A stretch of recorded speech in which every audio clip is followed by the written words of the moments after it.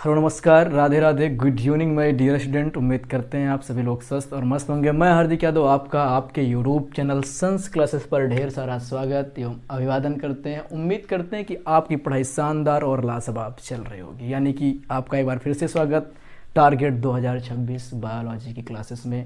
और सभी ये जो क्लास है 10th क्लास के बच्चों के लिए विशेषकर बनाई जा रही है, और विशेषकर क्या उन्हीं के लिए बनाई जा रही है, जिसमें हमने इससे पहले एक वीडियो बनाई थी। और उसमें हम लोगों ने क्या किया था कि सबसे पहले एक चीज़ देखी थी कि भाई क्लास 10th का जो सिलेबस है बायोलॉजी का, और उस सिलेबस में यूपी बोर्ड की दृष्टिकोण से क्या क्या इम्पोर्टेंट है, हमको कितना पढ़ना है और क्या पढ़ें जिससे हम क्लास 10th की बायोलॉजी में फुल मार्क में से फुल मार्क का क्या करें, अचीव करें, है ना। तो उसमें हमने एक वीडियो में सारी चीज़ें एनालिसिस किया था। और वो एक क्लास ऐसी है जो ये तय करती है किसी बच्चे के लिए कि आपको बायोलॉजी में 20 में से 20 कैसे आएंगे। वहाँ पर मैंने 4 स्टेप तैयारी के बताए थे, और वो चारों स्टेप संस क्लासेस के द्वारा फॉलो किए जाएंगे। आपको बायोलॉजी में 20 में से 20 दिलाने का ही टारगेट क्या है 2026 है। तो यानी आप सभी लोग एक बार शानदार तरीके से जुड़िएगा टारगेट 2026 बायोलॉजी में, जिसमें मैंने पहले ही क्लास में आपसे वादा किया था कि भाई 20 में से आपके पूरे नंबर आएंगे। जितने भी नंबर की बायोलॉजी आपकी है उसमें से पूरे के पूरे नंबर आपको हम दिलाएंगे, और एक भी क्वेश्चंस पहली क्लास लगा के आखिरी क्लास तक बोर्ड के पेपर से बाहर नहीं जाएगा। प्रॉमिस है हमारा आपके साथ में, ठीक है। चलिए अब शुरू करते हैं बेटा। पहली क्लास हमारी होगी टारगेट 2026 की, जिसके अंतर्गत हम पढ़ेंगे जैव प्रक्रम यानी कि लाइफ प्रोसेस। लाइफ प्रोसेस अब ये हमको शुरुआत करना है 20 में से 20 कैसे लेंगे। मैंने कहा था ना कि हर एक चैप्टर पढ़ेंगे किसके साथ में, कॉन्सेप्ट के साथ में, वो भी गहराई से बिल्कुल खोद कर निकालेंगे, जड़ से कोई भी चीज़ छूटेगी नहीं। यानी कि हमारी क्लास करिए आप, और इसके बाद जा करके आप बच्चों को पढ़ा दीजिए। इतना आसान भाषा में हम लोग पढ़ाएंगे ना। तो सबसे पहले क्या करेंगे, हम समझेंगे जो आपका चैप्टर है उसका नाम है बेटा जैव प्रक्रम। क्या नाम है? जैव प्रक्रम, ठीक है। क्या नाम है बेटा? जैव प्रक्रम, ठीक है। एक बार आप देख लीजिए इधर, यानी कि जैव प्रक्रम लाइफ प्रोसेस। अब समझना मेरी बात को कि मैं एक चीज़ आपको बता रहा हूँ। सबसे पहले आप दिमाग में एक चीज़ डालिए कि एक शब्द है जैव, ठीक है, और दूसरा शब्द है बेटा अजैव। क्या है बेटा? अजैव। एक शब्द है बेटा सजीव, ठीक है, दूसरा है बेटा निर्जीव, ठीक है। एक शब्द है बेटा लिविंग, ठीक है, एक है बेटा नॉन लिविंग, ठीक है। एक शब्द है बेटा बायोटिक, ठीक है, दूसरा शब्द है अबायोटिक, ठीक। समझना, मेरा कहने का सिर्फ मतलब इतना सा है कि इन शब्दों से आप वाकिफ़ हो जाइए एक बार, क्योंकि बायोलॉजी अगर आप लंबे समय तक पढ़ोगे तो आपको ये घेर घेर कर आपके सामने आएंगे और आपको बार बार इनसे भागना पड़ेगा, ठीक है। तो समझना सिर्फ इतना है बेटा कि अगर कोई जैविक कहे तो किसकी बात कर रहा है बेटा? वो सजीव की बात कर रहा है। दिमाग में डाल लो, जीव की बात कर रहा है। जैविक का मतलब क्या होता है बेटा? जिसमें जान हो, जीव। अजैविक का मतलब क्या है? इसमें बेटा जान नहीं, यानी क्या? निर्जीव। यानी जैव शब्द का मतलब है सजीव से, जिनमें क्या है? जीवन पाया जा रहा है, ठीक। उसको हम सजीव भी बोल सकते हैं, लिविंग बोल सकते हैं, बायोटिक भी बोल सकते हैं। अजैव का मतलब क्या होता है बेटा? अजैव का मतलब होता है निर्जीव, जिसमें जान नहीं है, ठीक है। यानी कि नॉन लिविंग है, यानी कि आप बायोटिक हैं, ठीक है। वे जीव बेटा जिनमें जीवन है, ठीक है, वो जैव हो सकते हैं या सजीव बोल सकते हैं, लिविंग बोल सकते हैं, बायोटिक बोल सकते हैं। जिनमें जीवन नहीं है उनको हम बोल देंगे अजैव, निर्जीव, नॉन लिविंग, अबायोटिक, है ना। अब यहाँ पर एक शब्द आ रहा है जैव प्रक्रम, ठीक है। तो हमने जैव के बारे में समझ लिया, यानी कि अभी तक एक क्रिस्टल तो हमारा क्लियर हो गया कि जैव का मतलब क्या बेटा? सजीव से, ठीक है। अब दूसरा शब्द आता है, यानी कि इसको थोड़ा सा आसान लिखेंगे, आसान भाषा में लिखें तो जैव का मतलब क्या हो गया हमारा? सजीव हो गया ना। क्लियर हो गया बेटा ना, ठीक है। प्लस अब हम समझेंगे प्रक्रम का मतलब, ठीक है। तो यानी चैप्टर में जो प्रक्रम है इसको हमने प्रोसेस बोला। क्या बोला? प्रोसेस। यानी कि चैप्टर का नाम ही है क्या बेटा? Life process. यहाँ पर देख लीजिए एक बार, यहाँ पर एक बार क्लियर कीजिए, ये देखो, यानी कि क्या लिखा है? प्रोसेस। अब इस तरफ आ जाइए एक सेकेंड, आप देखिए प्रोसेस का मतलब ही क्या होता है बेटा? प्रक्रिया। क्या होता है? प्रक्रिया। जब आप थोड़ा सा क्लास 10th से निकल के फर्स्ट ईयर में जाओगे या फिर 12th में जाओगे तो वहाँ प्रक्रम शब्द आएगा, ठीक है। प्रक्रम का मतलब ही होता है प्रक्रिया। क्या होता है? प्रक्रिया। तो यानी कि वे सभी प्रक्रियाएं जो सजीव के अंदर होती हैं, या वो सभी क्रियाएं जो सजीव के अंदर होती हैं, और वो सभी क्रियाएं जो सजीव के अंदर जीवन को तय करती हैं। मतलब ऐसी कौन कौन सी क्रिया है जिसके द्वारा हमारा ये तय होता है कि हम जीवित हैं, यानी हम लोग क्या कर रहे हैं, हम लोग ब्रीथिंग कर रहे हैं यानी श्वसन कर रहे हैं, परिसंचरण हो रहा है, उत्सर्जन हो रहा है यानी कि एक्सक्रेशन हो रहा है, ठीक है, भूख लग रही है, हमको पोषण चाहिए, ठीक है, यानी कि हमारे अंदर वो सभी प्रक्रियाएं हो रही हैं जो हमारे जीवन को तय करती हैं। यानी कि सांस लेना बेटा, भूख लग रहा, हम पोषण ले रहे हैं, परिसंचरण हो रहा है शरीर के अंदर, ठीक है, रक्त इधर से उधर जा रहा है, ऑक्सीजन को ले रहे हैं, कार्बन डाइऑक्साइड को छोड़ रहे हैं, ठीक है। तो कम से कम वो सारी चीज़ें हमारे शरीर के अंदर हो रही हैं जिनके द्वारा हम जीवित हैं। इन्हीं सभी प्रक्रियाओं को हम लोग कहते हैं जैव प्रक्रम। यानी कि एक लाइन में कहें कि वो सभी प्रक्रियाएं, ठीक है, क्या कहेंगे बेटा, वो सभी प्रक्रियाएं जिनसे क्या हो रहा है बेटा, जीवन संभव हो रहा है। समझना मेरी बात, वो सभी प्रक्रियाएं जिनसे जीवन संभव हो रहा है, उन्हीं सभी प्रक्रियाओं को एक शब्द कहा गया जिसका नाम दिया गया जैव प्रक्रम। यानी कि जैव प्रक्रम की मीनिंग समझ में आ गई, क्योंकि पूरे चैप्टर का जो आउटलाइन है, ठीक है, वो पूरे उसके नाम पर डिपेंड होता है ना। अब समझो मेरी बात ध्यान से, ठीक है, वे सभी प्रक्रियाएं, वे सभी प्रक्रिया जिससे जीवन तय होता है। क्या होता है बेटा, जीवन तय होता है, उससे बेटा क्या कहते हैं हम, जैव प्रक्रम कहते हैं, जैव प्रक्रम कहते हैं। अब एक बार और आसान भाषा में समझ लो इसको, फिर आगे चैप्टर पर चलते हैं ना। समझो मेरी बात को, वे सभी प्रक्रियाएं जिससे जीवन तय होता है उसे जैव प्रक्रम कहते हैं। अब जीवन कब तय होगा, कैसे तय होगा? पहली बात, पहला पॉइंट ध्यान में रखेंगे कि भाई श्वसन कर रहा हो, सांस ले रहा हो ना, ऑक्सीजन ले रहा हो, कार्बन डाइऑक्साइड को क्या कर रहा हो, छोड़ रहा हो, यानी श्वसन हो रहा हो उसके अंदर ना बेटा, ठीक है। दूसरा बेटा, पोषण ले रहा हो ना, वो पोषण का मतलब भोजन ले रहा हो, तभी तो हम तय करेंगे कि जो खाना खा रहा है यानी उसको भूख लग रही, पोषण ले रहा है, तो क्या है, सजीव है। हमने कभी ये नहीं देखा कि कुर्सी को खाना चाहिए, टेबल को खाना चाहिए, ऐसा मैंने कभी देखा कि मेरा फ़ोन कह रहा मुझे खाना चाहिए, ठीक है, ऐसा नहीं होता है। यानी कि पोषण की आवश्यकता किसको होती है, सजीव को। तीसरा बेटा, आप एक पॉइंट ध्यान में रखिए, उत्सर्जन हो रहा है, उत्सर्जन हो रहा है बेटा, जनन को आपको ध्यान में रखना है, जनन, ठीक है। जनन क्या है बेटा, अपने समान संतान उत्पन्न करने की प्रक्रिया किसमें पाई जाती है, सजीवों में जो पाई जाती है। अब समझना मेरी बात को, जो ये जनन है, ये जनन सजीवों का मुख्य लक्षण है। क्या लक्षण है बेटा, ये मुख्य लक्षण है, ये ध्यान में रखना। सजीव किस बात से तय होगा, तो हम ये नहीं कह सकते कि सांस ले रहा हो, खा रहा हो, पी रहा हो, चलो हाँ ये तो बेसिक बात है, सबको पता है, लेकिन अब तुम लोग साइंस क्लासेस पढ़ रहे हो तो तुमको एडवांस में बताना है, ये तो बेसिक बात हो गई। लेकिन बायोलॉजी में हम लोग एडवांस पढ़ रहे हैं ना, तो एडवांस में क्या कहेंगे कि सजीव वे होते हैं बेटा जो क्या कर रहे हैं, अपने समान संतान उत्पन्न करने की क्या रखते हैं, क्षमता रखते हैं, या अपने समान संतान उत्पन्न कर सकते हैं। ये सजीव की क्या है बेटा, एडवांस में क्या है, एडवांस में सजीव की एक परिभाषा बनती है। तो आप अगर आज से कोई आपसे पूछेगा सजीव कौन है, तो आप एडवांस वाली बताओगे कि वे सभी जीव जो अपने समान संतान उत्पन्न करने में सक्षम है या संतान उत्पन्न कर सकते हैं, सजीव हैं। तो आज के जो टॉपिक हमारा है वो है कि हम जैव प्रक्रम को कितनी आसान भाषा में समझ सकते हैं। तो समझना सिर्फ इतना है कि श्वसन हो रहा हो, पोषण हो रहा हो, उत्सर्जन हो रहा हो, जनन हो रहा हो, परिसंचरण हो रहा हो, वे सभी प्रक्रियाएं हैं जिनसे तय होता है कि कोई सजीव है। और इन्हीं प्रक्रियाओं के बारे में इस चैप्टर में पढ़ेंगे, तो इसलिए चैप्टर का नाम क्या है, जैव प्रक्रम है। आशा करते हैं कि आपको चैप्टर का नाम समझ में आ गया होगा। अब हम चलते हैं चैप्टर की तरफ, चलिए आप इस तरफ आ जाइए, देखते हैं। यानी कि जैव प्रक्रम का मतलब समझ में आ गया कि वे सभी प्रक्रियाएं जिनसे ये तय होता है कि कोई व्यक्ति सजीव है या कोई वस्तु क्या है, सजीव है। तो कुछ प्रक्रियाएं होती तभी तुम निर्धारित करते हैं ना कि भाई कोई विशेष प्रक्रिया होती है किसी के अंदर, तभी तो तय करते हैं कि सजीव है कि निर्जीव है।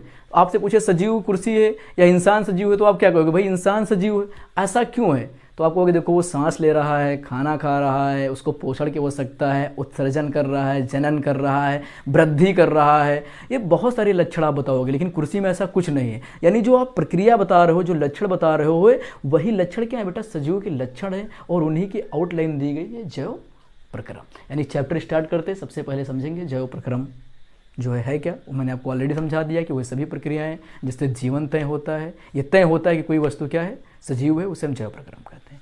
अब आज ये परिभाषा पर देखते हैं जो कि आपको बिल्कुल ध्यान में रखनी है सबसे पहले, कि जैव प्रक्रम में जीवन को बनाए रखने के लिए, देखो कितनी आसान परिभाषा है बेटा, जीवन को बनाए रखने के लिए शरीर में जो भी प्रक्रियाएं चलती हैं, जैसे कि अब देखो जीवन को बनाए रखने के लिए मतलब अगर कोई व्यक्ति है उसको जीवित रहना है तो क्या क्या उसके अंदर होना चाहिए। जीवन को बनाए रखने के लिए क्या होता है बेटा, पोषण, यानी कि क्या होना चाहिए भाई, उसको न्यूट्रिशन की ज़रूरत होगी। ठीक है, श्वसन, सांस लेना, परिवहन और उत्सर्जन, यानी कि ये सभी प्रक्रियाएं क्या हैं, जीवन को बनाए रखने के लिए जरूरी हैं। और इन्हीं प्रक्रियाओं को क्या कहा जाता है बेटा, जैव प्रक्रम कहा जाता है। यानी जीवन को बनाए रखने के लिए शरीर में जो भी प्रक्रियाएं चलती रहती हैं उन्हें हम जैव प्रक्रम कहते हैं। यानी कि हम श्वसन करते हैं, हम पोषण करते हैं, उसके बाद बेटा जो उत्सर्जन करते हैं, ये सारी प्रक्रियाएं जो हैं जैव प्रक्रम के अंतर्गत आते हैं। यानी कि ये क्रिस्टल आपका क्लियर हो गया है ना। अब चलते हैं पोषण पर बात करेंगे कि पोषण होता है क्या। ये थोड़ा सा इंपॉर्टेंट है, मैंने पहले जो वीडियो बनाई उसमें भी कहा था कि भाई ये इंपॉर्टेंट टॉपिक है, समझना है आपको कि पोषण है क्या। देखो न्यूट्रिशन क्या होता है, पोषण वह जैव प्रक्रम है जिसके द्वारा कोई जीव पोषक पदार्थों को प्राप्त करता है, उन्हें पचाता है और ऊर्जा प्राप्त करता है ताकि वह वृद्धि और जो है मरम्मत और जीवन की प्रक्रियाएं चला सके। देखो पोषण के बगैर हम जीवन की कल्पना नहीं कर सकते, मुश्किल है थोड़ा सा। अगर हम बात करें क्यों, क्वेश्चन आएगा क्यों आप कोई लंबे समय तक बिना पोषण के रह सकता है, तो आपका जवाब आएगा बिल्कुल नहीं रह सकता। हम कह सकते हैं हाँ 1 दिन 2 दिन 3 दिन कोई रह सकता है बिना पोषण के, लेकिन लंबे समय तक बिना पोषण के नहीं रह सकता है। क्योंकि जीवन को चलाए रखने के लिए, किसी व्यक्ति को अपने जीवन को निरंतर चलाए रखने के लिए, जीवन की सभी जो प्रक्रियाएं हैं उनको संचालित करने के लिए, जैसे कि पॉइंट नोट करना, चलना फिरना, घूमना, दौड़ना, बोलना, बैठना, फोन चलाना, ठीक है, स्कूल जाना, स्कूल से घर आना, ये जितनी प्रक्रियाएं हैं, क्या आप बिना पोषण के यानी कि बिना भोजन के, ठीक है, बिना लंच बॉक्स के, सीधी बात करें पोषण अगर समझ में नहीं है तो बिना भोजन या लंच बॉक्स की अगर बात करें, क्या आप इसके बगैर कल्पना कर सकते हो? तो कहोगे सर बिल्कुल मुश्किल है भाई, 1-2 दिन चल जाएगा, लेकिन भाई साहब बिना भोजन के आप जो है लंबे समय तक जीवन की कल्पना नहीं कर सकते हो। सोचो अगर हम 1 दिन जो है लंच बॉक्स ना लेकर जाएं तो हमारी हालत क्या होती है भाई, हम परेशान हो जाते हैं, माइंड फ्रस्ट्रेट हो जाता है क्योंकि एनर्जी नहीं मिलती है, हेड डाउन कर लेते हैं, क्लास सीट में बच्चों को देखते हैं, क्यों सर भाई एनर्जी नहीं है। लेवल क्या है कि भाई शरीर की जितनी प्रक्रियाएं हैं, जो जीव की जितनी प्रक्रियाएं हैं उनको करने के लिए क्या होता है भाई, भोजन चाहिए आपको, उठने के लिए, चलने के लिए, बोलने के लिए, बैठने के लिए, ठीक है, काम करने के लिए, पढ़ाई लिखाई करने के लिए, फ़ोन भी चलाने के लिए, ठीक है, साइकिल चलाने के लिए, बात करने के लिए, जो भी काम करते हो उसके लिए आपको एनर्जी चाहिए। एनर्जी कहाँ से मिलेगी भाई, पोषण से मिलेगी। अगर पोषण नहीं होगा तो एनर्जी नहीं मिलेगी, एनर्जी नहीं मिलेगी तो क्या होगा बेटा, ये सारी प्रक्रियाएं जो जीव की वो क्या हो जाएंगी, बाधित हो जाएंगी, वो सही तरीके से हो नहीं पाएंगी और धीरे धीरे क्या हो जाएगा, जीवन खत्म हो जाएगा। किसकी वजह से, बिना एनर्जी के। ठीक है, तो बिना पोषण के हम जीवन की कल्पना नहीं कर सकते लंबे समय तक। लिए 1-2 दिन ठीक है, 1-2 दिन को व्रत रख लेते हैं, वो तो बची हुई एनर्जी जो है आपकी कार्बोहाइड्रेट वसा जो आपके शरीर में बची हुई होती है उसी से आपका शरीर क्या करता है, अपने आप को एनर्जेटिक कर लेता है। जब हम फास्ट होते हैं, व्रत होते हैं, तो ऐसा नहीं कि हम हमारे शरीर को ऊर्जा की जो आवश्यकता होती है वो पूर्व संचित ऊर्जा से पूर्ति होती है। यानी कि हमारे शरीर में जो पहले से ऊर्जा बची हुई है, हमारे शरीर के अंदर बैंक में ऊर्जा रखी हुई है, उस ऊर्जा से हमारा शरीर काम चला लेता है। लेकिन सोचो कि 1-2 महीना ना दे खाना तो इंसान खत्म हो जाएगा ना, तो इसलिए पोषण बहुत जरूरी है। ठीक है, अब चलते हैं बेटा थोड़ा सा ऊपर की तरफ बात करें, पोषण की आवश्यकता क्यों होती है। सबसे बड़ा क्वेश्चन यही अक्सर रहता है कि पोषण की आवश्यकता क्यों होती है, इसको समझो। ये क्वेश्चन से आता है भाई पोषण की आवश्यकता क्यों है। तो सबसे पहली बात, ऊर्जा प्राप्त करने के लिए। मैंने कहा कि चलने के लिए, बोलने के लिए, बैठने के लिए, उठने के लिए, पढ़ाई करने के लिए, साइकिलिंग करने के लिए, फ़ोन चलाने के लिए, हर बार मैं आपको एक चीज़ समझाता हूँ कि इन सभी काम को करने के लिए हमें किस चीज़ की आवश्यकता है।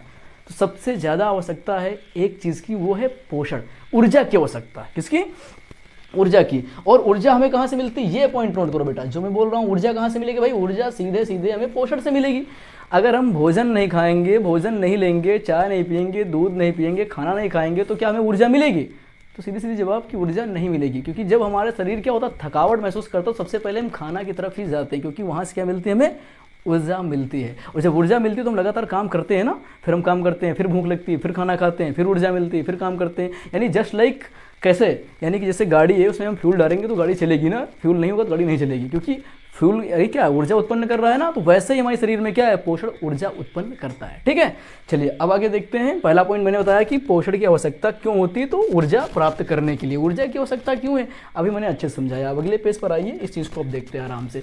सभी सजीवों को अपनी समस्त जैविक क्रियाओं को सुचारू रूप से संचालित करने के लिए ऊर्जा की आवश्यकता होती है। जितने भी सजीव हैं उनकी जितनी भी जैविक क्रियाएं हैं उनको सही तरीके से करने के लिए किसकी आवश्यकता होती है, ऊर्जा की आवश्यकता होती है। जैसे कि जैविक क्रिया का मतलब हो गया दैनिक क्रिया कह सकते हैं। हम सुबह उठते हैं, स्कूल जाते हैं, चलते हैं, बोलते हैं, बैठते हैं, दौड़ते हैं, ठीक है। यहाँ तक कि बेटा क्या है, सबसे कम और सबसे ज़्यादा जो हम काम करते हैं उस काम को करने के लिए भी ऊर्जा की आवश्यकता होती है। ऊर्जा कहाँ से मिलेगी? पोषण से ही मिलेगी। सबसे पहले उठते हम खाते ही हैं, उठ करके सीधे, क्योंकि खाना खाने के बाद भी हम काम करते हैं ना। पहले थोड़ी कि सुबह उठेंगे काम पर ही लग जाएंगे, ऐसा संभव है? नहीं, क्योंकि ऐसा इसलिए नहीं संभव है कि हमारे शरीर को काम करने के लिए ऊर्जा की आवश्यकता होती है। और ऊर्जा कहाँ से मिलेगी? वो पोषण से ही मिलेगी। तो इसमें पहली लाइन आपको ध्यान में रखना है कि सजीव और जो भी हैं उनको अपने समस्त जैविक कार्यों करने के लिए क्या करना पड़ता है? ऊर्जा की आवश्यकता होता है। जैसे कि बेटा चलना, दौड़ना, सांस लेना, सोचना, हाँ बिना ऊर्जा के हम सोच भी नहीं सकते हैं। देखो जिन लोगों के अंदर एनर्जी का लेवल डाउन होता है वो हेड डाउन करके लेट जाते हैं चुपचाप। उनसे कहो कि कोई चीज़ के बारे में प्लान बताओ कि पढ़ाई करते हैं या कहीं चलते, कहेंगे भाई रहने दो, मेरी बस की बात नहीं, क्योंकि वो सोच नहीं पाते हैं। जब एनर्जी लेवल डाउन होगा तो आपका मस्तिष्क भी थकावट महसूस करेगा, ये आप ध्यान में रखिए।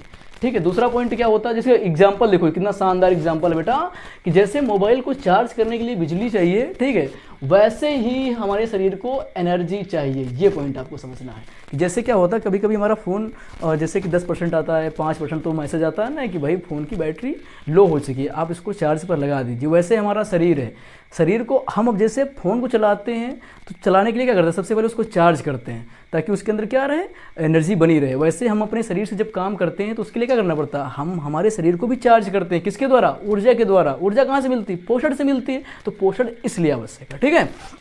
अब बात करेंगे दूसरा पॉइंट, शरीर की वृद्धि और ग्रोथ के लिए। देखो पोषण अगर नहीं होगा तो क्या आप इस चीज़ का अंदाजा लगा सकते हो कि शरीर विकसित होगा? बराबर नहीं होगा। ऐसे एग्जाम्पल समझ सकते हैं, कई बार आपने देखा होगा कि आपके आस पड़ोस जो है सेम डेट में कुछ बच्चों का जन्म होता है। मान लीजिए 2 बच्चे हैं जिन्होंने सेम डेट पर क्या हुआ, उनका जन्म हुआ है। ठीक, मान लीजिए एक बच्चा ए है और दूसरा बी है, दोनों की डेट ऑफ बर्थ क्या है बेटा? सेम है। लेकिन हम कुछ साल बाद या कुछ मंथ बाद देखते हैं तो जो ए वाला बच्चा है, जो ए नंबर का बच्चा है, उसका शारीरिक विकास और मानसिक विकास ज़्यादा अच्छा होता है। यानी कि उसकी जो बुद्धि भी है वो ज़्यादा विकसित हुई है और जो शारीरिक विकास है वो भी ज़्यादा अच्छा हुआ है, मतलब उसका शरीर मोटा ताज़ा है। जबकि जो बी वाला है ये कैसा है? दुबला पतला है और इसका शारीरिक के साथ साथ मानसिक विकास भी उतना अच्छा नहीं हुआ। किसकी अपेक्षा? ए वाले बच्चे की अपेक्षा। कारण क्या है? कारण क्या है भाई साहब? इसका कारण ये हो सकता है कि शारीरिक जो वृद्धि होती है वो पोषण पर निर्भर करती है। किस पर? पोषण पर निर्भर करती है। अब इस चीज़ को आप समझ सकते हो, ए वाला बच्चा जो इसका पोषण बहुत अच्छा है, क्या है? इसका पोषण काफ़ी अच्छा है, यानी इसका खाना पीना, ठीक है, रहन सहन, वो सब क्या है, बहुत ज़्यादा अच्छा है। जबकि बी वाला जो बेटा है, इसका जो शारीरिक विकास और मानसिक विकास इसलिए बाधित हुआ कि इसका जो पोषण है, जो न्यूट्रिशन है, उतना अच्छा नहीं है। किसकी अपेक्षा? ए की अपेक्षा। तो इसका शारीरिक विकास कम हुआ है। तो कभी कभी कहते हैं ना कि देखो बच्चे कुपोषण के शिकार हो गए हैं, यानी कि उनको शुद्ध पोषण नहीं मिल पाया है। शारीरिक और मानसिक विकास के लिए क्या होता है बेटा कि हमको पोषण की सख्त आवश्यकता होती है। पोषण कैसा होना चाहिए बेटा? वही पोषण अच्छा वाला होना चाहिए। यानी कि शारीरिक विकास के लिए हमें अच्छे पोषण की आवश्यकता होती है ना। अब इसको देखो, इसको ऐसे समझ सकते हैं, कोशिकाओं और ऊतकों को बनने और बढ़ने के लिए प्रोटीन की बेटा, खनिज की, विटामिन की आवश्यकता होती है जो हमें पोषण से प्राप्त होती है। अब इस चीज़ को समझो, हमारे शरीर का विकास कैसे हो सकता है भाई? हमारे शरीर के विकास के लिए पोषक तत्व की आवश्यकता होती है। किसकी आवश्यकता होती है बेटा? मैं एक कुछ चीज़ लिख रहा हूँ, ध्यान से देखो, पोषक तत्व की आवश्यकता होती है। ठीक है। और इसके आगे की जो बात बोल रहा हूँ उसको सुनो। पोषक तत्व हमें बेटा कहाँ से मिलते हैं? पोषण से मिलते हैं। यानी कि हम जो खाना खाते हैं, जो भोजन खाते हैं बेटा, उसी से क्या मिलते हैं? पोषक तत्व मिलते हैं। शरीर को खाने की आवश्यकता नहीं है, मैं ये भी कह रहा हूँ, शरीर को दाल चावल रोटी सब्जी की आवश्यकता नहीं है। शरीर को कार्बोहाइड्रेट, वसा, प्रोटीन, विटामिन्स, खनिज लवण, इन सभी चीज़ों की आवश्यकता है। लेकिन ये सभी चीज़ें बाहर थोड़ी मिलती हैं कहीं पर कि आप चले गए मार्केट से 1 चम्मच उठा के कार्बोहाइड्रेट खा लिया, 1 चम्मच प्रोटीन डाल लिया उठा के, पानी पी लिया, आराम से चल दिया। ऐसा नहीं है बेटा। ये सारी की सारी चीज़ें एक संतुलित आहार के अंतर्गत आती हैं। एक ऐसा भोजन जिसमें बेटा आपके सारे पोषक तत्व उपस्थित हो, यानी कि प्रोटीन भी मिले, विटामिन भी मिले, खनिज लवण भी मिले, ठीक है, कार्बोहाइड्रेट भी मिले, वो सारी चीज़ें आपको मिले। ठीक है। ऐसे भोजन को हम लोग संतुलित आहार के अंतर्गत लेकर के आते हैं। तो शरीर के विकास के लिए क्या जरूरी है भाई? पोषक तत्व जरूरी है। कभी कभी आप बीमार पड़ जाते हो तो डॉक्टर कहते हैं भाई मल्टीविटामिन दीजिए इसको, ठीक है, या इसको फ्रूट्स खिलाइए। आप बॉर्नवीटा पीते हो, आप हॉर्लिक्स पीते हो, क्यों पीते हो? क्योंकि इनके अंदर क्या है, न्यूट्रिशंस मिलते हैं, वो सभी पोषक तत्व मिलते हैं जिनसे हमारे शरीर का विकास होता है। हमें हमारे शरीर के विकास के लिए पोषक तत्वों की आवश्यकता होती है, जो कि कहाँ से मिलते हैं, पोषण से मिलते हैं। कभी कभी आपने देखा होगा कि छोटे बच्चे खाना नहीं खाते ज़्यादा, मम्मी पीछे पीछे दौड़ती रहती, खा ले बच्चे भागते रहते हैं। एक प्रचार आता टोजो वाला प्रचार, किसी को याद है टोजो वाला? तो मम्मी कहती है कि भाई पूरे खाना बच्चे खाते नहीं, इसके लिए हमें हॉर्लिक्स चाहिए। हॉर्लिक्स का प्रचार होता था, टोजो गेम लेकर भागता था, देखा है ना आप लोगों ने, टीवी पर ऐड आता था। तो उसमें क्या होता है कि उनका ये मानना है कि हमारा बच्चा दिन भर में खाना नहीं खा रहा है, उसके लिए क्या करते थे, वो हॉर्लिक्स उनके खाने में शामिल करते थे। मतलब खाने में क्या करते थे, साथ में हॉर्लिक्स शामिल करते थे, इसलिए कि बच्चा जो खाना नहीं खा रहा है तो उसका पोषक तत्व जो है पूरा नहीं हो पा रहा है, इसके लिए एक्स्ट्रा हॉर्लिक्स देते थे। तो पोषक तत्व जरूरी है शरीर के लिए, चाहे जहाँ से आप लीजिए, ठीक है। तो शरीर के विकास के लिए पोषक तत्व चाहिए, क्योंकि कोशिकाओं और ऊतकों से हमारा शरीर बना है, और कोशिकाओं और ऊतकों को परस्पर वृद्धि और विकास के लिए किसकी आवश्यकता है, पोषक तत्व की आवश्यकता है। बात समझ में आ गई अब? जैसे कि उदाहरण की बात करें, उदाहरण देखो, बच्चों में हड्डियों की वृद्धि, मांसपेशियों का विकास, त्वचा, बाल आदि सबके लिए किसकी आवश्यकता होती है, पोषण की आवश्यकता होती है। यानी कोई बच्चा है, उसका शारीरिक विकास, उसका मानसिक विकास, ठीक है, इन सभी के लिए किसकी आवश्यकता होती है, पोषक तत्व की आवश्यकता होती है, ठीक है। अब चलिए आगे देखते हैं। तीसरा, क्षतिग्रस्त कोशिकाओं की मरम्मत के लिए शरीर की टूटी कोशिकाओं को, जो टूटी फूटी कोशिकाएं होती हैं, उन जो कोशिकाएं हैं उनकी लगातार मरम्मत के लिए, जैसे आप देखते हो कुछ लड़के जिम करते हैं, ठीक है, कुछ लोग जिम करते देखते हैं, उनको एक्स्ट्रा प्रोटीन लेनी पड़ती है। क्यों? क्योंकि इनकी कोशिकाएं टूटती रहती हैं। जब जिम करते हो आप तो आपकी कोशिकाएं ज़्यादा टूटती हैं, पार्टिकुलर एक विशेष अंग की कोशिकाएं टूटती हैं। तो वहाँ पर क्या होता है कि भाई टूटी कोशिकाओं को फिर से मरम्मत करने के लिए एक्स्ट्रा प्रोटीन की आवश्यकता होती है। तो लोग प्रोटीन शेक वगैरह लेते हैं, प्रोटीन पाउडर यूज़ करते हैं, ठीक है। तो वही है कि क्षतिग्रस्त कोशिकाओं की मरम्मत के लिए हमें पोषक तत्व की आवश्यकता होती है, जो हमें भोजन से मिलता है, ठीक है। अगला पॉइंट आइए बेटा, आपका क्या है, ये आता है जीवन प्रक्रियाओं को चलाने के लिए। अब मान लीजिए जीवन की जितनी भी प्रक्रियाएं हैं, हम फिर से बता देते हैं आपको। श्वसन हो गया, परिवहन हो गया, उत्सर्जन हो गया, जनन हो गया, वृद्धि हो गया, विकास हो गया, इन सभी प्रक्रियाओं को कंटिन्यू चलाने के लिए किसकी आवश्यकता होती है बेटा, हमें होती है बेटा पोषण की आवश्यकता। अब यहाँ पर देखिए, जैसे कि श्वसन हो गया, उत्सर्जन हो गया, परिसंचरण हो गया, नियंत्रण हो गया, आदि के लिए पोषक तत्व की आवश्यकता होती ही होती है। अगर ये नहीं होगा तो हमारे शरीर में क्या नहीं होंगे बेटा, शरीर की ये प्रक्रियाएं नहीं चल पाएंगी, जीवन संभव नहीं है, क्योंकि हमें जीवित रहने के लिए पोषण की आवश्यकता होती है, ठीक। जैसे शरीर एक मशीन है और इसको निरंतर चलाने के लिए किसकी आवश्यकता होती है बेटा, हमें पोषक तत्वों की आवश्यकता होती है। पोषक तत्व क्या करते हैं, इस मशीन को कंटिन्यू चलाए रखते हैं ना। आइए लास्ट आपका पॉइंट है, रोग प्रतिरोधक क्षमता बनाए रखने के लिए। अच्छा, रोग प्रतिरोधक क्षमता क्या है? प्रति का मतलब दूसरे से, रोधक का मतलब क्या होता है, किसी चीज़ का अवरोध करना। अब इस चीज़ को हम ऐसे समझ सकते हैं बेटा कि मान लीजिए जो है कि पोषक तत्व अगर हमारे शरीर में कम पड़ गए, ठीक है, पोषक तत्व कम पड़ गए, उसमें क्या होता है कि हम देखते हैं अधिकतर विटामिन की कमी होती है। अधिकतर जब विटामिन की कमी होती है तो क्या होता है कि हम अधिकतर देखते हैं कि शरीर हमारा बहुत जल्दी बीमार पड़ता है। क्या होता है, बहुत जल्दी हम बीमार पड़ते हैं। कभी कभी देखा होगा कुछ लोग जल्दी बीमार नहीं पड़ते हैं और कुछ लोग जल्दी बीमार पड़ जाते हैं। एक चीज़ हमने देखा है ना, हल्का सा बारिश में भीग गए, बीमार हो गए, ठीक है, थोड़ा सा धूप में निकल गए, बीमार हो गए, ठीक है, कुछ उल्टा सीधा खा लिया, बीमार हो गए। ऐसा क्यों?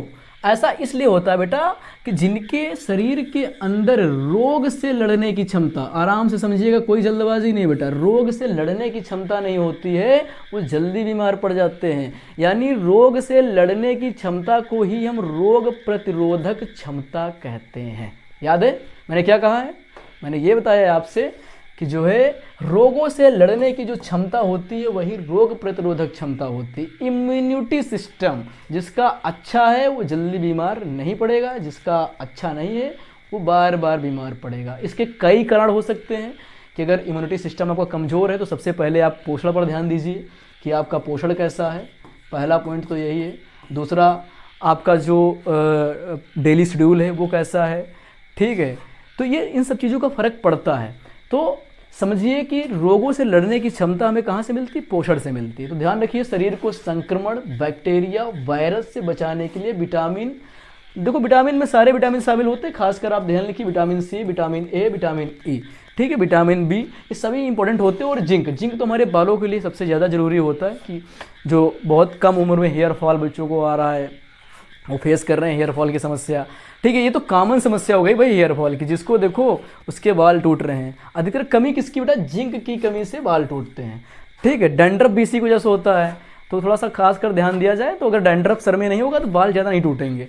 ठीक है, और ये किसकी कमी से, जिंक की कमी से होता है। तो कुल मिला के शरीर में अगर रोग प्रतिरोधक क्षमता अच्छी है तो आप बीमार नहीं पड़ेंगे। और रोग प्रतिरोधक क्षमता तभी आपकी जो है अच्छी होगी जब आपका पोषण अच्छा होगा, ये बात ध्यान में रखना है। ठीक है, अब उदाहरण देखो बेटा, सबसे पहले एक उदाहरण ये देख लीजिए कि पोषण से मजबूत इम्यूनिटी सिस्टम बनता है जो बुखार सर्दी जैसी बीमारियों से जो है आपको कह सकते हैं कि बचाता है।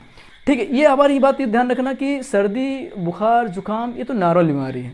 ठीक है, ये हर किसी को हो जाती है, लेकिन जिसका इम्यूनिटी स्ट्रांग होता है उसको देर से होती है, जिसका कमज़ोर होता है वो थोड़ा भी भीग गया तो हो जाता है ना। तो इम्यूनिटी सिस्टम जिसका अच्छा है वो बीमार नहीं पड़ता है।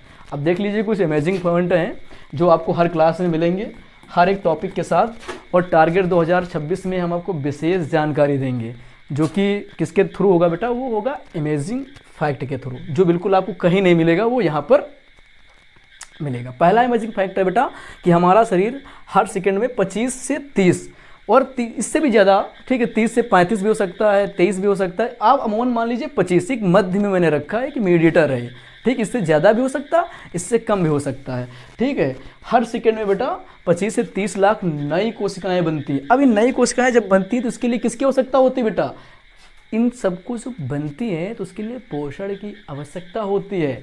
ठीक है, ये ध्यान में रखना है कि हमारा शरीर हर सेकंड में 25 से 30 लाख जो नई कोशिकाएं बना रहा है, इसके लिए हमें पोषण की आवश्यकता होती है, ध्यान में रखना है। दूसरा, आपका मस्तिष्क, ये इंपॉर्टेंट है भाई साहब, ध्यान में रखना, आपका मस्तिष्क कुल शरीर की ऊर्जा का लगभग 20% हिस्सा अकेले उपयोग करता है। अब मान लीजिए आपका शरीर इतना बड़ा है और आपके शरीर में 100% एनर्जी है, कितनी बेटा, 100% ऊर्जा है। आपने कुछ खाया, उससे आपको 100% एनर्जी मिल गई, तो 100 में से बेटा 20% एनर्जी तो आपका माइंड ही अकेले ले लेगा, आपका माइंड ही अकेले ले लेगा, आपका मस्तिष्क ही यूज़ कर लेगा। इसलिए बेटा कभी कभी देखा होगा कि जो लोग कुर्सी पर बैठ के काम करते हैं, चेयर पर काम करते हैं, उनको ज़्यादा ऊर्जा की आवश्यकता होती है, क्योंकि उनका दिमाग क्या करता है, ज़्यादा एनर्जी एब्जॉर्ब करता है। जो किसान खेत में काम करते हैं हो सकता है उनको थोड़ा कम ज़रूरत पड़े, लेकिन जो लोग पढ़ाई लिखाई कर रहे हैं, टेबल पर बैठ कर काम करते हैं, उनको ऊर्जा की ज़्यादा आवश्यकता होती है। ठीक है, तो टारगेट 2026 में बेटा एक हमारा मिशन यही है कि इस बार बायोलॉजी में हम लोग पूरे के पूरे नंबर अचीव करेंगे। और टारगेट 2026 में उन सभी बच्चों को जुड़ना चाहिए जिनका ये इरादा है कि भाई साहब हमको बायो में पूरा का पूरा स्कोर करना है। ठीक है, तो संस क्लासेस उन सभी बच्चों के लिए जो है ये बड़ा प्रयास कर रहा है कि भाई साहब कुछ भी नहीं छूटेगा। इसके अंतर्गत मैंने पहली वीडियो जो बनाई है, आपको वो वीडियो बिल्कुल देखना चाहिए, क्योंकि मैंने उसमें बताया कि हम लोग तैयारी कैसे करेंगे, हमारी रणनीतियाँ क्या होंगी। हम वादे से बिल्कुल मुकरेंगे नहीं, आपको सारी चीज़ें ईमानदारी से लाजवाब तरीके से सिखाएंगे। बस आपको हमसे जुड़े रहना है लास्ट तक, एग्ज़ाम तक।